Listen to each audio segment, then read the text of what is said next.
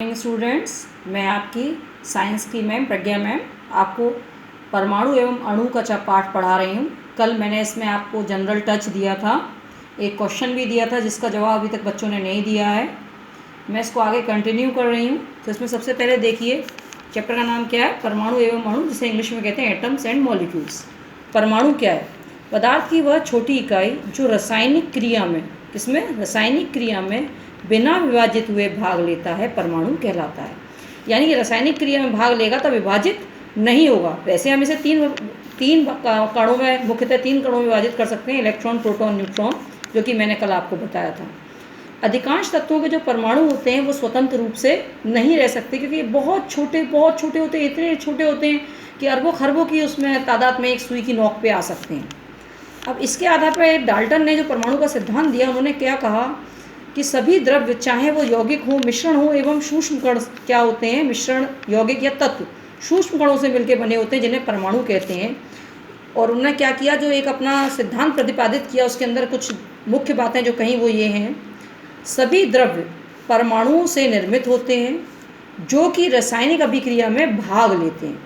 बात समझ रहे हैं आप? जितने भी द्रव्य, यानी जितने पदार्थ हैं, वो किससे मिलकर बने हुए हैं? परमाणुओं से। और ये परमाणु क्या? रासायनिक क्रिया में भाग लेते हैं।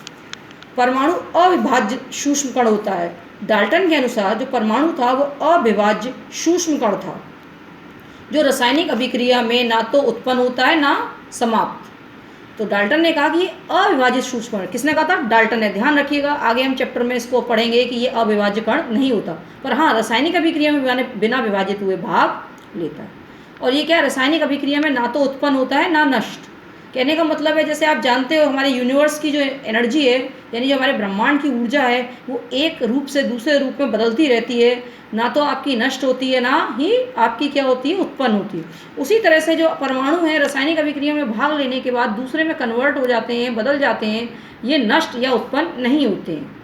दिए गए तत्व के सभी परमाणु के द्रव्यमान एवं रासायनिक गुणधर्म समान होते हैं। ये डाल्टन ने दिया था। अभी हम आगे मॉडर्न थ्योरी में कुछ और पढ़ेंगे।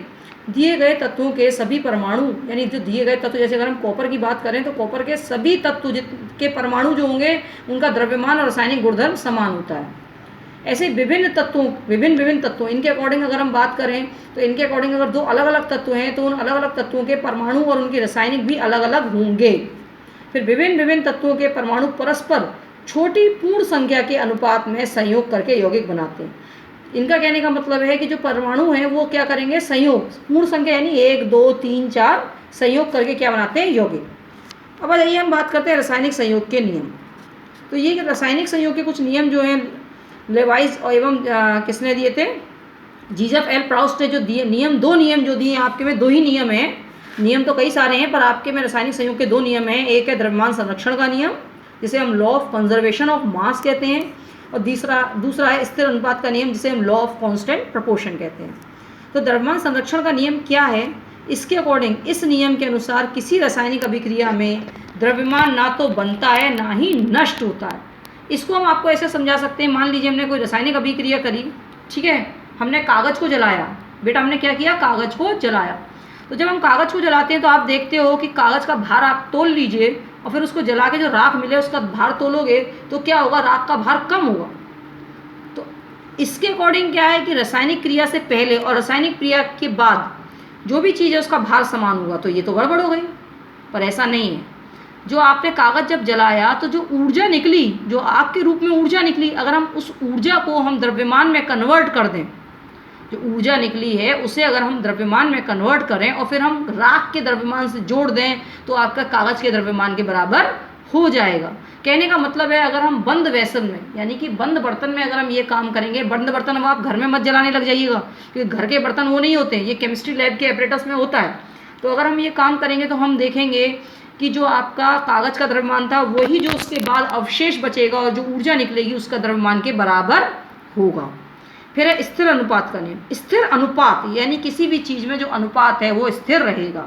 तो इस नियम के अनुसार कोई भी यौगिक 2 या 2 से अधिक किसी से अधिक तत्वों से निर्मित होता है, ठीक है, तो यौगिक में तत्वों का अनुपात, यानी यौगिक में जो तत्व है उनका अनुपात क्या रहेगा? हमेशा स्थिर रहेगा।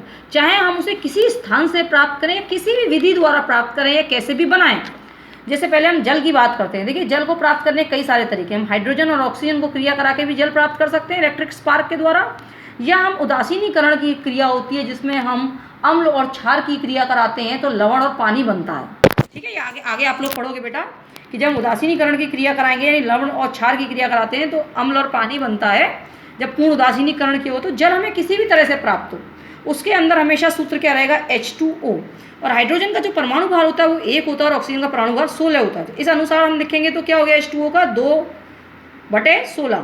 तो अगर हम इसे काटेंगे तो 1/8। इसी तरह अगर अमोनिया की बात करें, अमोनिया NH3 अमोनिया कहते हैं, इसमें हाइड्रोजन का परमाणु 1 यानी कि 3 हो गए, 3 हाइड्रोजन का 3 हो गए, और नाइट्रोजन का परमाणु भार होता है 14 यानी 14:3। तो अमोनिया को हम किसी भी विधि द्वारा प्राप्त करें हमेशा इसका रेशियो जो है, परमाणुओं का रेशियो जो इसके अंदर रहेगा वो क्या रहेगा, 14:3।